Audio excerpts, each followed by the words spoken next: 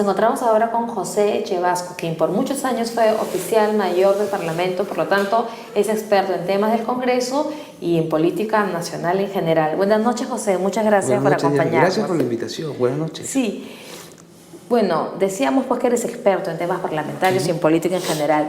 Te pregunto, ¿qué nos espera del Congreso de acá hasta el fin de la legislatura, que es el 15 de diciembre? ¿Hay alguna esperanza de que hayan reformas claves o ya mejor cerramos el kiosco y nos vamos a las elecciones? Yo creo que técnicamente o políticamente el kiosco está cerrado. Los plazos son muy cortos. El Congreso tiene en estos momentos que cumplir con algo formal, que es la aprobación del presupuesto general de la República. Y nos quedan 15 días de legislatura hasta mediados del mes de diciembre, en el que entramos ya a un receso que va a ir a la par con la campaña electoral. Claro, además hay una fecha máxima para aprobar el presupuesto de la República. Es el fin de mes, 30 de noviembre. El 30 de noviembre.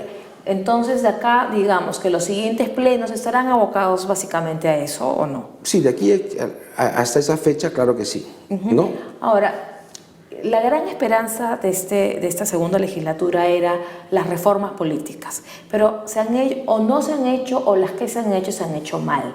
¿Cuál ha sido la gran reforma inconclusa en que habíamos puesto las esperanzas en esta segunda legislatura? Mira, la gran reforma, en mi opinión, era la ley de financiamiento de los partidos políticos, ¿no? Tanto de fuentes privadas como públicas.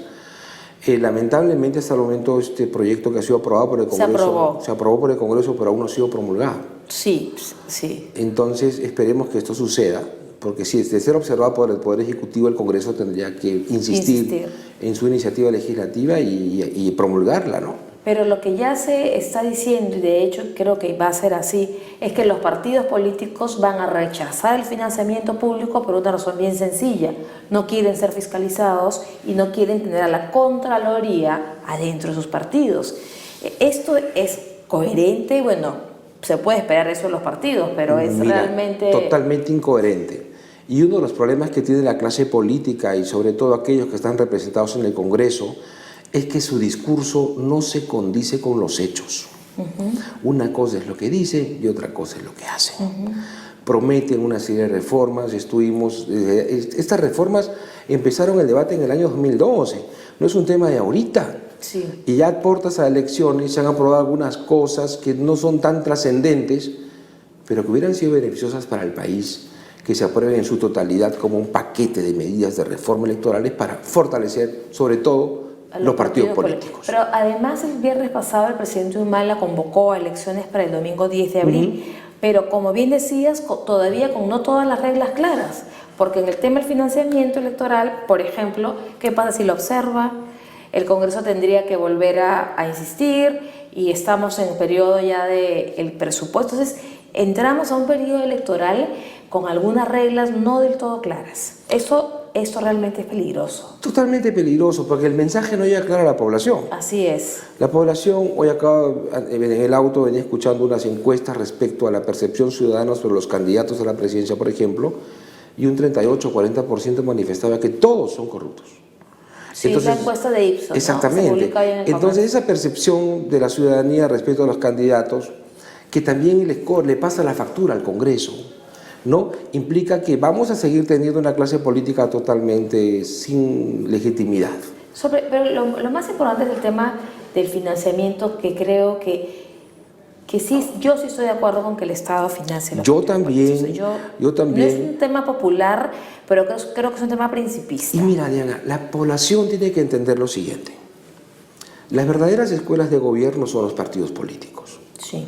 Del partido político sale el gobernante, sale el alcalde, sale el presidente regional, ahora gobernadores, regidores, congresistas, presidente de la República. Todos ellos, en su gran mayoría, manejan recursos públicos. Entonces, si el Estado como tal no financia la formación de cuadros, es decir, si el Estado no invierte en las personas que en el futuro van a administrar los recursos del Estado, lo que estamos generando nuevamente son gobernantes sin capacidad de información técnica en gestión pública, y ese dinero se va a echar a perder. Además, has dado un punto bien importante, porque hay que aclarar a la opinión pública que este financiamiento del Estado no es para campaña electoral. Así es. El financiamiento del Estado es para, como tú lo has dicho, para capacitación de los cuadros. Exactamente. Y mira, no para campaña. Y tanto es el déficit de formación de cuadros en los partidos, que en los últimos 10 años, 15 años, vemos varias universidades que dicen formación en gestión pública. Sí. De hecho, hay una maestría en gestión pública, en gestión pública, UCA San Martín, Católica y otras universidades. Sí. Tenemos también escuelas de gobernabilidad, escuelas de gobierno, institutos de gobierno. Yo me he formado uno de ellos. ¿Y por qué esto? Porque la institución educativa en el país está cerrando una brecha que no está siendo en los partidos políticos. Hecha en los partidos políticos.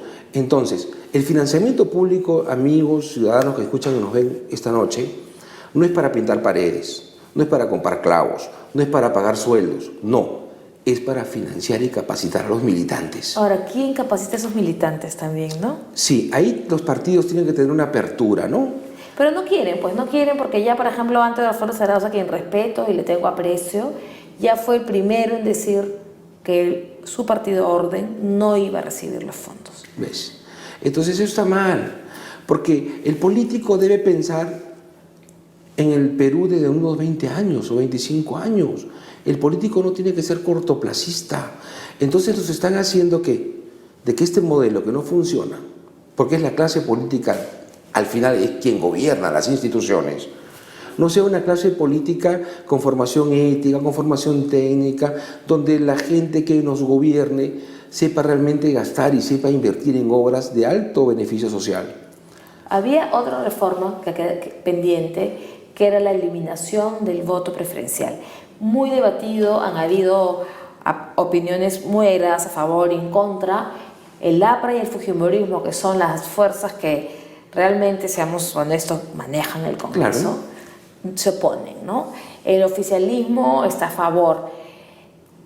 Esto parece que ya no tiene ningún futuro. Vamos a seguir con el voto preferencial, ¿no? Sí, vamos a continuar lamentablemente con eso en la medida que los partidos políticos tampoco ejerciten lo que es la democracia interna. ¿Qué distinto sería el Perú si en los partidos políticos las elecciones internas se realicen conjuntamente con la participación ciudadana? Pero las hay, ¿no? Hay partidos que hacen... El APRA lo ha hecho. Pero también para elegir los cuadros al Congreso. Algunos partidos lo han hecho, pero luego gana X y por consenso dicen no, él no va por X razones y no va. Pero eso es lo que tenemos que hacer ya con la participación de la OMPE en el proceso de elecciones internas de los partidos. Se garantiza el resultado interno y eso es lo que va a las listas.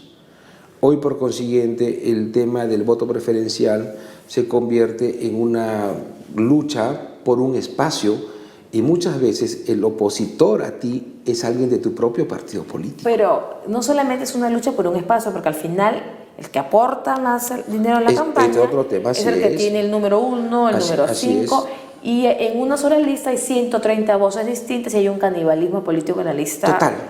Entonces, ¿no? ¿eso qué genera? Un parlamento fragmentado. Un parlamento donde no hay una mayoría absoluta. Y un parlamento fragmentado, como sucede hoy, donde hay 9 grupos parlamentarios. Es imposible gobernar y llegar a consensos. 9. Entonces, ¿qué pasa? Lo que el Congreso tiene que tener es una mayoría calificada. Para que esta mayoría calificada sepa aprobar los temas en función a un plan de gobierno bien estructurado y no se note lo que hoy tenemos. Parlamentos donde la gente se hablan lisuras, parlamentos donde se insultan, parlamentos donde oigan acuerdos, donde los grupos unos y otros echan la culpa para no aprobar las reformas. Entonces, al final, no resulta eficiente un Congreso como el que tenemos. Un poco para cerrar el tema del voto preferencial, los legisladores apristas colocaron como una excusa o una razón para no aprobar el voto preferencial fue que era la estrategia del Partido Nacionalista para que Nadine Heredia, estando en una lista cerrada, entre el Congreso, porque como el voto preferencial era bien difícil que fuera elegida. ¿Tú compartes esa visión o es un argumento netamente político? Es un argumento político de corto plazo, porque están pensando en esta elección. En Nadine Heredia, en ella, que no debe ser electa y que no debe haber lista cerrada para no beneficiarla. Eso no es un político serio, porque las reglas deben ser claras y permanentes en el tiempo. Claro, pero están pensando en esta elección. Exactamente. Ahora, siendo el APRA, que es el que más se opone, se supone un partido organizado, disciplinado, con más de 80 años de trayectoria, ¿no tendrían que ser ellos los primeros en estar a favor de la eliminación del voto preferencial? A mí me llama la atención la conducta que ha tenido el APRA en el Parlamento, porque su líder máximo, el doctor Alan García, el domingo, en una entrevista en televisión, canal abierta, ha manifestado que él se opone al voto preferencial, que él entiende que es una especie de canibalismo, de hecho, y que es lo que destruye a los partidos políticos. Entonces no entendemos yo al menos no entiendo. Además, esa entrevista a la que te refieres, García la hace luego de que se dio todo el debate en el Congreso.